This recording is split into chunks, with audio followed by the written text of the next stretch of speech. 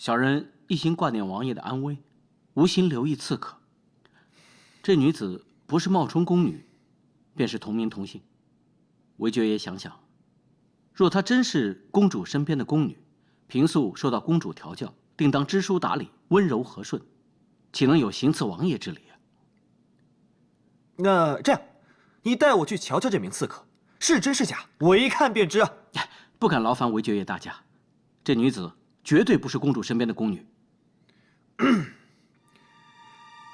王爷遇刺，伤势严重，倘若有什么三长两短，谁也脱不了干系。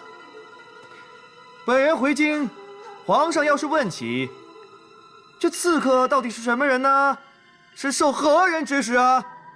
如果我不亲自审问一下，难道你想让我对皇上胡言乱语吗？不敢，不敢。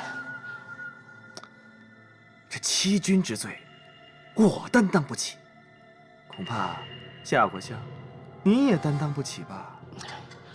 不瞒韦爵爷说啊，王爷御下甚严，小人是他老人家的女婿，王爷对小人加倍严厉，以防下属说闲话。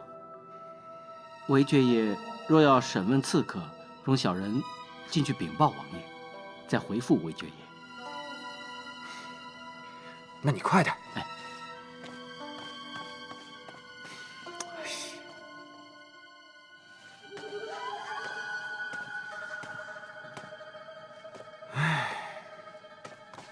韦爵爷，怎么样？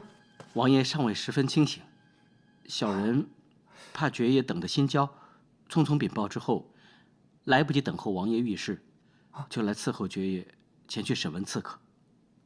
哦，好好，好。爵爷请。啊。哎，站起来，钦差大人有话问你。转过来。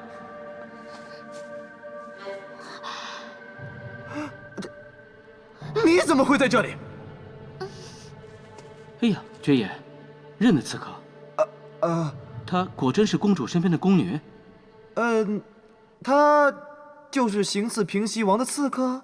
是啊，这女子大胆至极，犯上作乱，到底是何人指使？还请爵爷你详加审问。她确实是公主身边的宫女，而且啊，还是公主十分喜欢的宫女啊！啊？说，你为什么要行刺平西王？到底是受何人指使？快快招来，免得受皮肉之苦啊！平西王这个叛徒，谁不想杀了他？他把大明江山拱手送给了清廷，只要是个人都想杀了他，只可惜我没能杀了这奸贼。闭嘴啊！你这个小丫头，简直是无法无天，在宫里待这么久，怎么连一点规矩都不懂啊？胆敢做出这种抄家灭门的事！说，到底是受何人指使？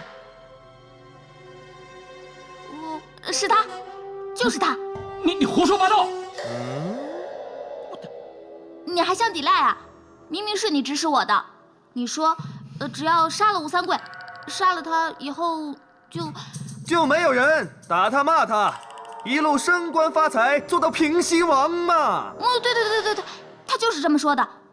他还说，吴三桂经常打他骂他，他早就想杀了吴三桂，那只不过他没有这个胆子。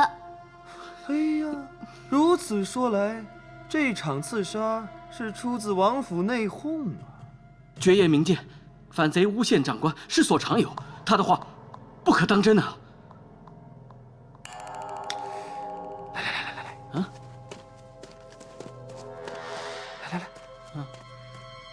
哎呀，你说的呢也有道理，不过这平西王平日里对夏国相很严，这些话可不是一个小丫头能够凭空捏造出来的。你积怨已久，怀恨在心，想杀了岳父，也不是不可能的。哎，不，绝无此事。这人无害虎意，虎有害人心。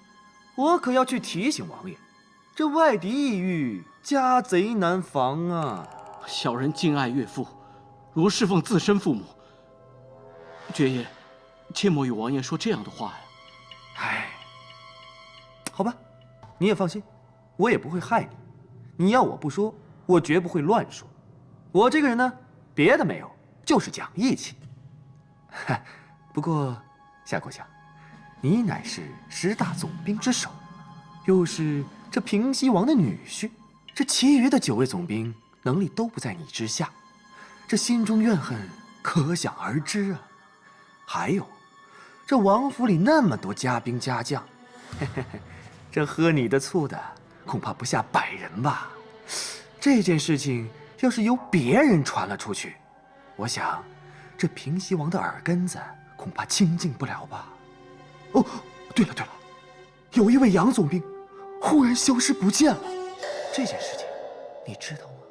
哎呀，万望爵爷为小人着想，小人将感激不尽，来世做牛做马，报答爵爷。哎，严重了，确实这件事情有些难办。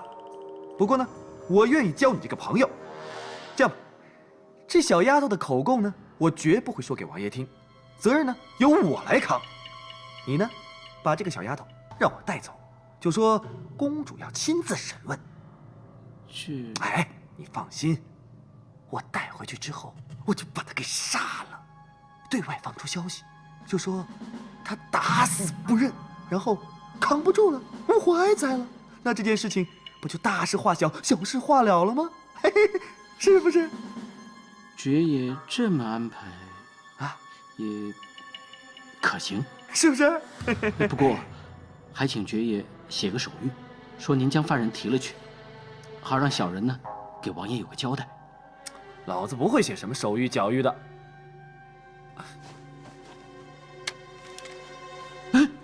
爵爷饶命！哎，饶什么命啊？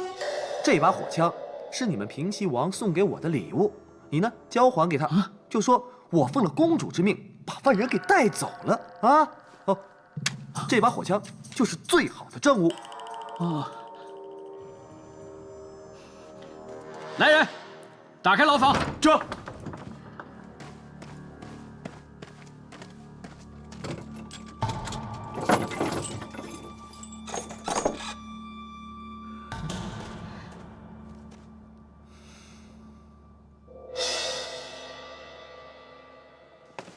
走，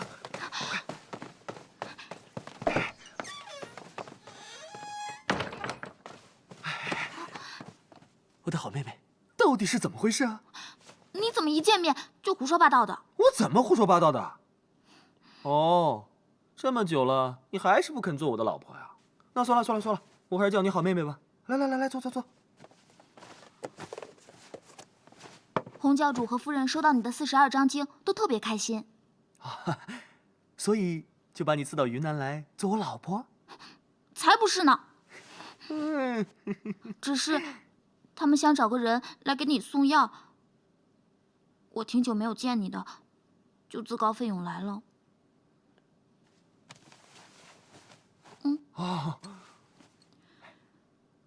其实你到云南那天我就已经来了，我本来想找你的啊，只不过那天在街上碰到了我哥还有柳师傅他们。他们都跑到昆明来了？是为了要刺杀吴三桂吗？不是的，是要杀公主。谁？公主？为什么？这公主又没有得罪你们穆王府。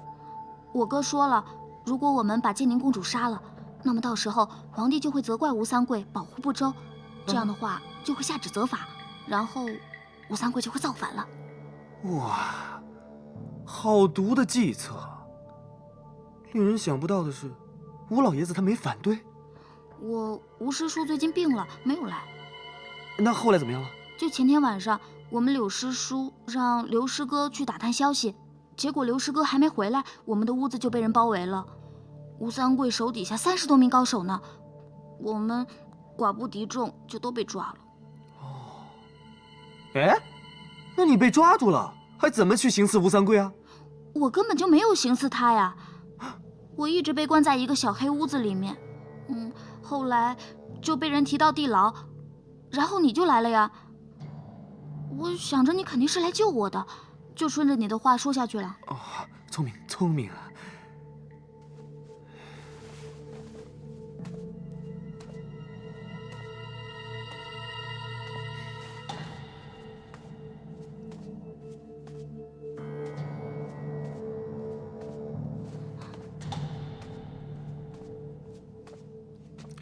好妹妹，你在这里等一下，我呢去找人商量一下，看如何救出你哥哥他们。哎呀，不过等我把你哥哥救出来以后，我一定要向他提亲，让他把你许配给我。你还那么坏？那我先走啦。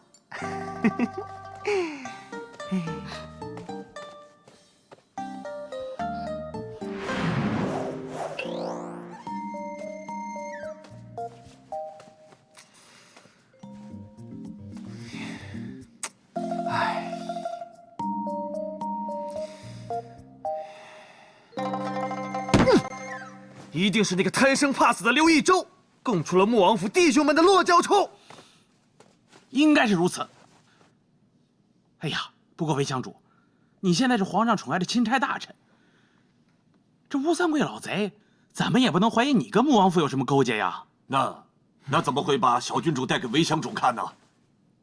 我猜是误打误撞，行刺打奸贼的多半是公主身边的宫女王可儿，能传出这话来，不可能无中生有。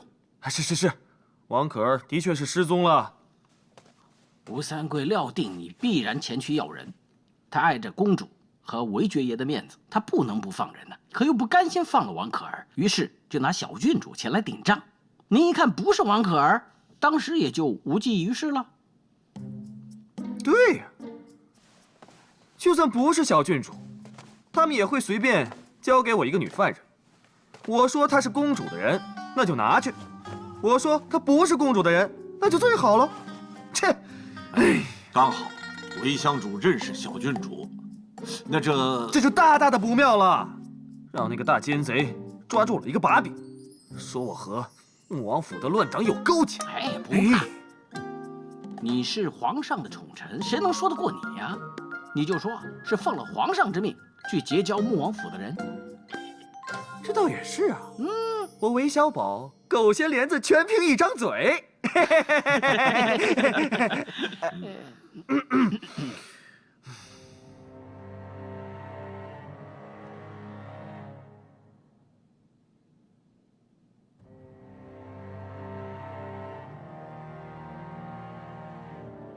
师傅，进来。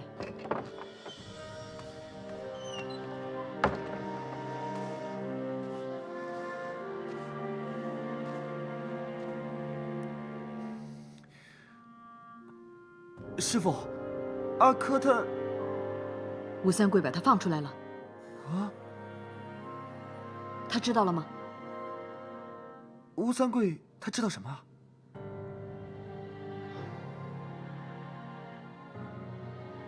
大奸贼伤势如何？他伤势很重，弟子今天去看他，他卧病不起，只怕未必能活呀。须得让他知道。哎，哎呀！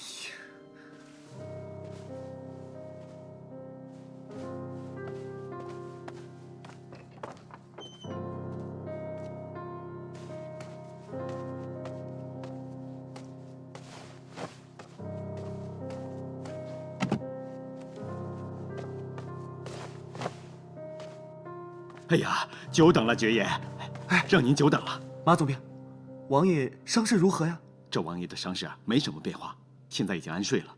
大夫说不便惊动，尚请韦爵爷见谅啊。哎，今日夏国相不在府中吗？为了防止人心浮动，夏国相正带兵巡视呢。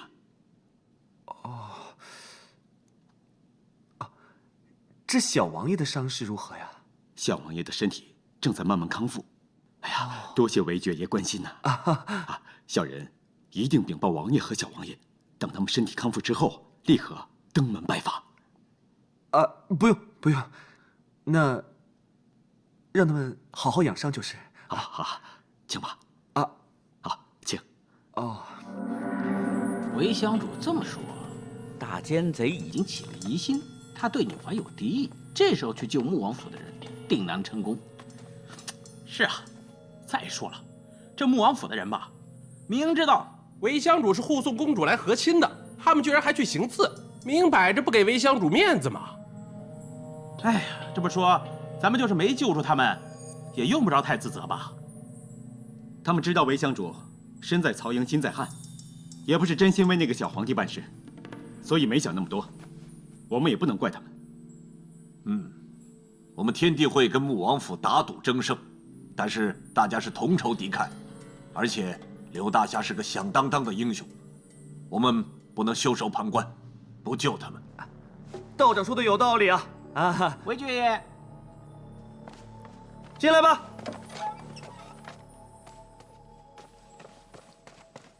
韦爵爷，门口有个道姑，让我亲手把这封信交给你。下去。这。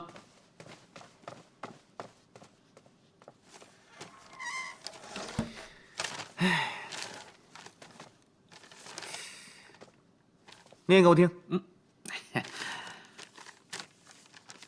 阿珂有难，什么？阿珂有难？接着念。请韦爵爷随同送信之人移驾前往，共商相救之策。然后呢？无头无尾，也没有署名。哎呀，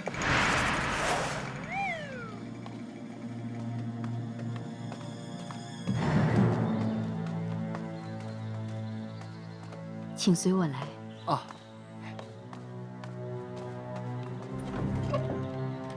请。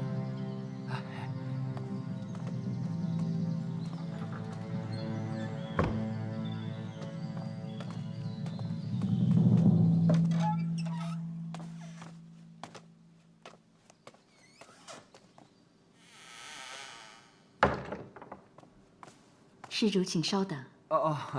哎，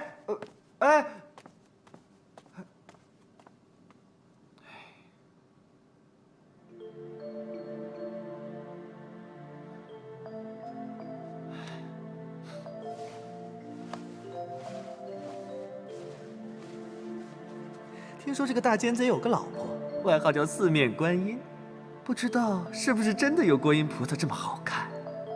嘿嘿。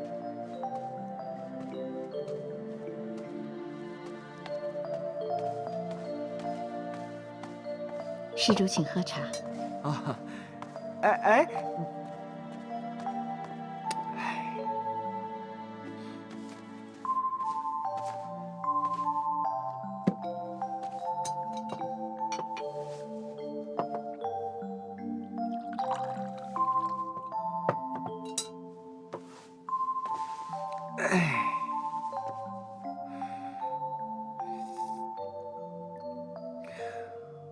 这是江南的龙井茶叶，从江南运到了云南，这价钱可贵了去了。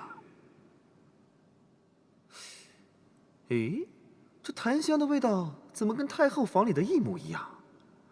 哇，该不会是老贱人在这里出家了吧？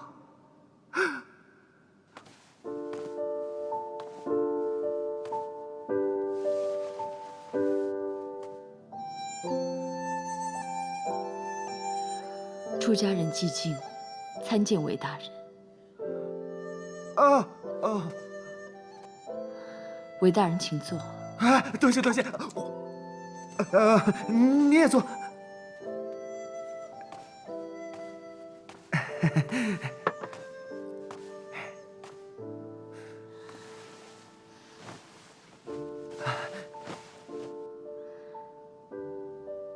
韦大人年少才高。从前甘罗12岁做丞相，韦大人却也不输于他。啊，不敢当，什么西施、杨贵妃，一定都不及你啊。西施、杨贵妃，都是苦命之人。寂静只恨天生这副容貌，害苦了天下苍生。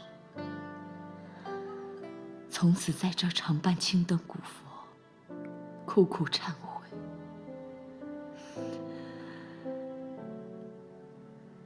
就算敲穿了木鱼，念烂了经诀，却也赎不了从前罪孽之万一。别哭，别哭，便是有天大的事交在我手里，我非给他办个妥当不可。你说说看，你为什么要难过？韦大人义薄云天，见信就立刻赶来，几近感激不尽。哎呀，真是糊涂透顶，是为了阿珂。你是阿珂的娘吧？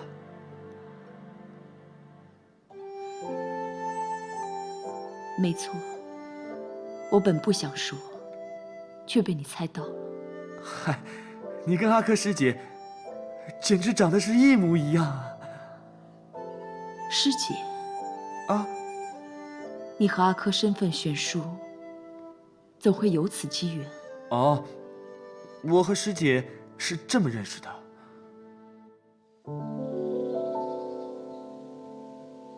哦，对了，那一次啊，我和师姐被一群香奴逼着拜堂成亲，但是呢，我这个人个性死板，思想守旧，认为既然已经拜了堂，那便是夫妻了。哦，还有，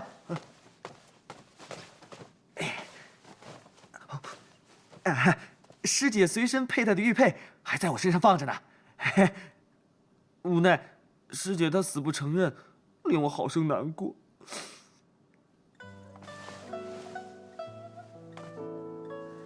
妻子岂因官大计，英雄无奈事多情。自古红颜祸水，韦大人前程远大。哎，不对，不对，不对，不对！红颜祸水这句话，我也曾听说书的先生说过。什么妲己，什么杨贵妃，说这些美女啊祸国殃民。其实呢，这天下要是没有那些糟男人、糟皇帝，这美女再美也俘虏不了人心。还有，大家都说这吴三桂是因为陈圆圆才会投降大清的。哼，依我看呐，这个吴三桂要是真的忠于明朝，便是有他10个8个的陈圆圆，你爷爷的吴三桂也不会投降于大清。多谢韦大人明鉴，为贱妾分辨千古不白之冤。你是，嗨，我怎么能想不到呢？你若不是陈圆圆，这天底下哪会有第2个像你这样的美人？不过你也不能怪我糊涂，你不是平西王妃吗？你怎么会在这里带发修行？哦，还有，阿珂又怎么会是你的女儿啊？这话要从头说起了。我本出于风尘，原在苏州的青楼。哎呀，妙极妙极！那我们可是同道中人啊！我也是出于风尘，我娘便是扬州丽春院的青楼女子。不过她的相貌跟你比起来，那简直是一个天一个地，根本没法比啊！英雄不怕出身低，韦大人光明磊落，毫不讳言，正是英雄本色。嗨，我一点都不英雄。这件事情我只跟你一个人说，其他人我都不敢讲，我怕别人说我是在青楼长大的，那我可受不了。还有阿珂，我就更不敢让他知道了，他本来就瞧不起我，要是让他知道这件事情，我怕他以后永远都不会理我了。阿珂的娘也不是什么名门淑女，只是她自己不知道罢了。那他怎么会不知道呢？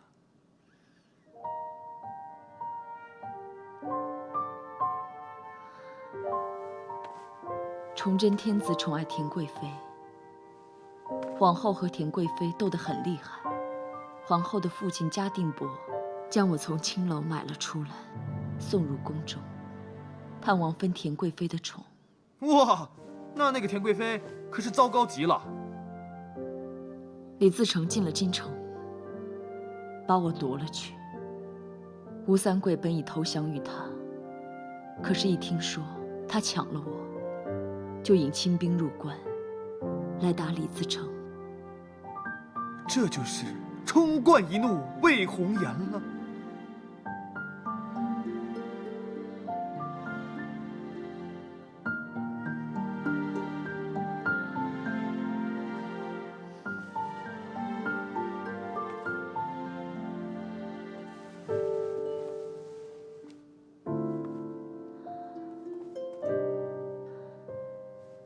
他们说战场上满地都是鲜血，几十里路之间，到处都是死尸。这几十万人都是为我而死，我身上当真负了这么大的罪业吗？我在3圣庵出家，忏悔一生罪孽。本打算就这样了此残生，谁知道阿珂是你女儿，那就是平西王的郡主了。可是她又去行刺了平西王，糟了！阿珂在2岁的时候，半夜里突然不见了。王爷搜遍了全城，全无踪影。这王府里有那么多的高手和家将，居然有人能够神不知鬼不觉地将小孩偷走，哇，那个人的本事可真够大的。我猜想，此人定是王爷的仇人。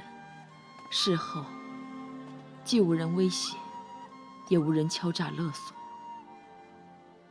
这10几年了，我知道阿珂已经死了。如今阿珂将自己的父亲刺成重伤，那吴三桂要怎么处置阿珂？王爷没有受伤。没有受伤？假的？哎呀，装的可真够像的。王府那天传来讯息，说王爷遇刺，身负重伤。我忙去王府探望。王爷，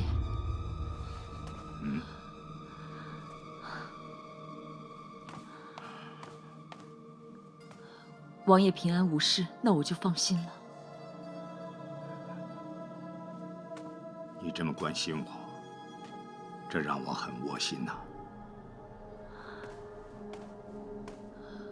为何会传出王爷遇刺、身负重伤的消息？刺杀是真，受伤是假。我假装受伤极重，是想让对手轻举妄动，便可一网打尽。刺客是什么人？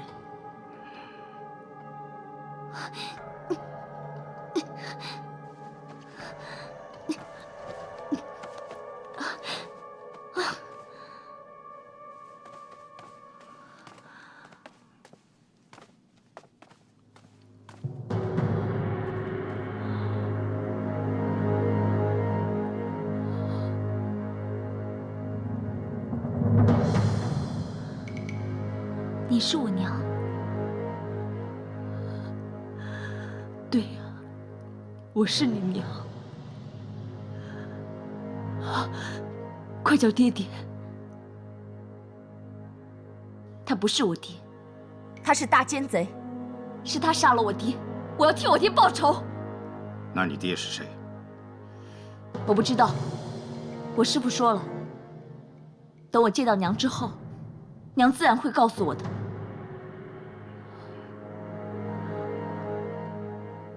你师父是谁？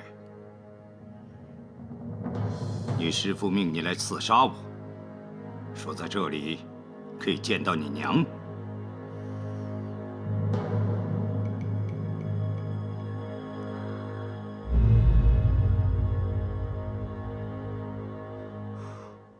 啊！我终于想通了，想通了！啊，师父是恨透了吴三桂，但是杀了他呢不足以泄愤，于是就把他女儿偷走，教他武功，再让他将来杀死自己的父亲。师父他一直都不喜欢阿珂，教他的武功也是各门各派，乱七八糟的，就连少林寺的城关大师都看不出他是什么门派。阿珂的师父深谋远虑，恨极了王爷，所以就安排了这个计策。倘若阿珂杀死了王爷，那就报了大仇；倘若行刺不成，王爷终会知道，来行刺他的是他的亲生女儿，心里的难过可想而知。哎，现在不是什么事都没有吗？阿珂也没有伤到王爷，反而是一家团圆。他2岁就被人偷走了，他哪知道自己的身份呢？到时候你跟他说明这其中的原委，席开一桌，云南汽锅鸡过桥米线一吃，那不就皆大欢喜了？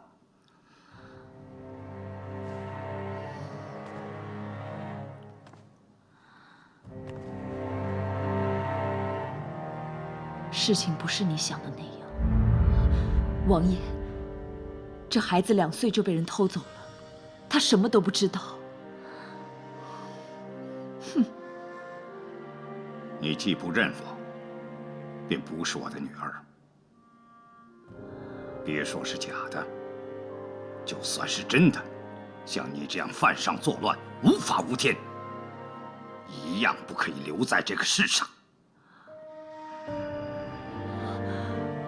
王爷，那你说吴三桂这个时候摸鼻子是什么意思啊？韦大人有所不知，这是王爷的习性，他一摸鼻子，便要杀人。啊，那可怎么办？那他杀阿珂没有啊？还没。哦，他要查阿珂的师傅是谁，还有他的爹是谁。那咱们得赶紧想个法子把阿珂救出来才行。要是王爷再多摸几下鼻子，那就糟糕透顶了。我请韦大人前来，就是为了这件事情。韦大人是皇上的钦差大臣，就说公主要人，王爷碍着公主的面子。这招我不但想到，而且我还用过了。可是那个王八，可是他棋高一招啊，他给我另外一个女的，我就没辙了。他料到我的棋，我猜不到他的招，我玩不过他呀。我这就带领兵马冲进平西王府，杀他个落花流水。要是救不出阿珂，老子就不姓韦，我叫吴小宝。大人对阿珂的一番心意，既尽谢过了。哎，不要叫我什么大人，你要是能把我当成自己人，就叫我小宝好了。按道理我应该叫你一声岳母的，可是想想那个岳父，实在是有点儿。小宝，你以后就叫我伯母吧。好啊好啊，伯母。我能有你这样的侄儿，是我这辈子修来的福气。小宝啊，你对阿珂的心意，我很感动。但是昆明城里兵马众多，不能跟王爷硬来。万一他一刀杀了阿珂，你我2人都会心痛。是啊是啊，那。我的好伯母，你有没有什么好办法可以救出阿珂的？我唯有劝阿珂认王爷做爹爹。啊！就算他再狠心，也不会亲手杀了自己的女儿。认贼作父，岂有此理！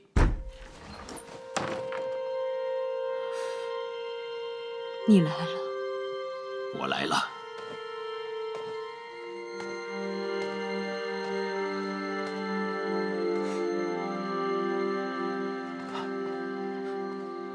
这个老和尚是谁啊？难不成是伯母以前的恩客？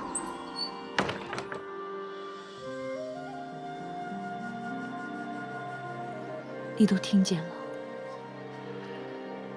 听见了。谢天谢地，孩儿还没有死。咱们说什么也要救他出去，你别着急。你真能救他吗？我会尽力而为的。总之，只要他不认吴三桂那个狗贼做父亲，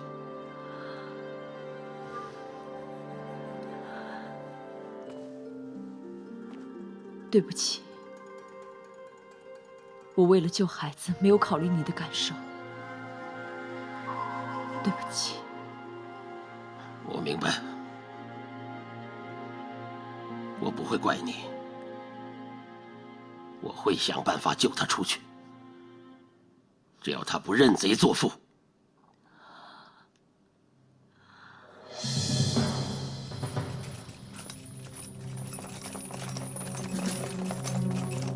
啊！糟了糟了，吴三桂他来了！老朋友光临昆明，小王的面子大得很呐。圆圆，你出来！我不出来。小宝，这件事情和你无关，你快出去吧。老子偏不出去！吴三桂，你爷爷的有种，撂一块杀了吧！你们2人都出去吧。早在20多年前，我跟着狗贼吴三桂的恩恩怨怨，就应该有个了断。不，我要跟你一起死。不，你怎么那么糊涂？快出来！伯母她讲义气，我韦小宝又岂能是贪生怕死之人？哼！伯母，我跟你共进退。韦小宝，你和逆贼图谋不轨，本王先杀了你，再奏明皇上，那也是有功无过。谁是逆贼？你就会冤枉好人的？哼哼，你这小鬼，你还不知道这老和尚是谁吧？进了鬼门关了，还不知道为谁送的命。老夫我行不更名，坐不改姓。奉天王李自成便是。啊，你就是闯王李自成？不错，小兄弟，你出去吧。大丈夫一人做事一人当。李某，我出生入死，身经百战，已年过7旬，又怎能连累你这个小兄弟一起送命？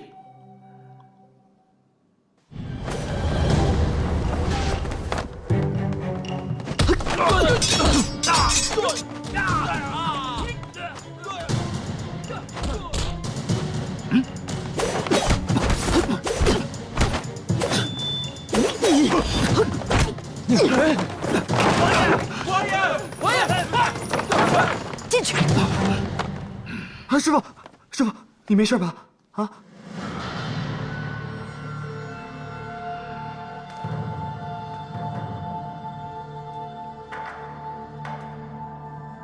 你就是李自成？不错，老夫正是。听说你在九宫山被人打死了，原来你活到了今日。阿珂，是你和陈圆圆生的女儿？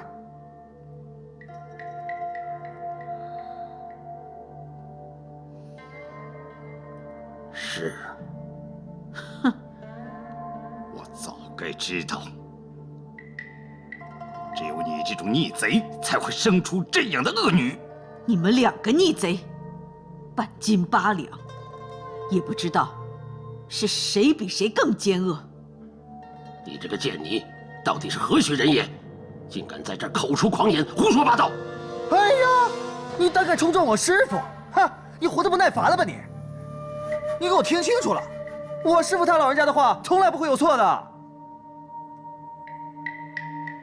今日倒也真巧，在这小小的三圣庵里，聚集了一个古往今来的第1大反贼，一个古往今来的第1大奸贼。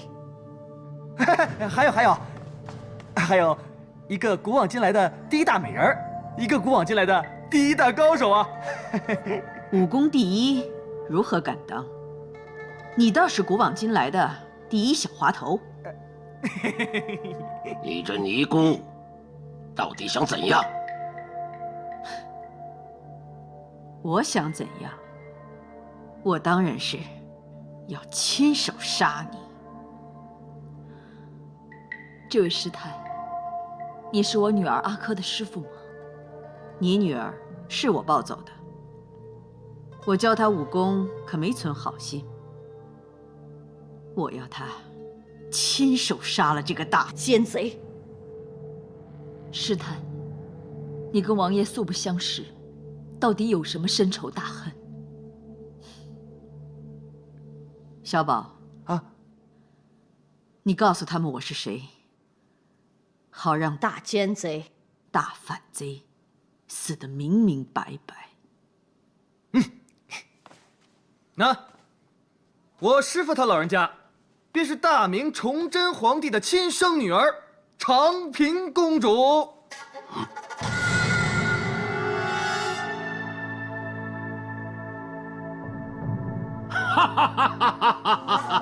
好，太好了！当年我逼死了你爹爹，今天我死在你手里，要比死在这个大奸贼手里强上100倍。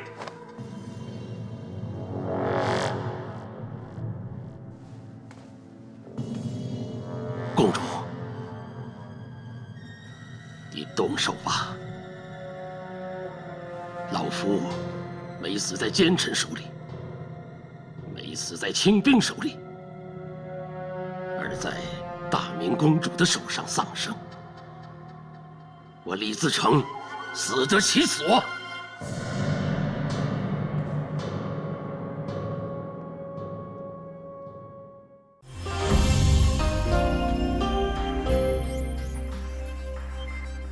曾想象你才似风流，我是那天香红袖。曾想象你盖世英勇，我为你击鼓温柔，渴望与你琴棋诗酒，渴望共你月满西楼，渴望陪你共尝名酒，渴望有你无愁无忧。你不是我从小想嫁的大英雄，既不潇洒也不优秀，偏偏被你的坏，你的好引诱，死心塌地为你哭跟你走。你不是我从小想嫁的大英雄，既非王子也非高手，恰恰被你的假，你的真迷惑，今生今世常相守所求。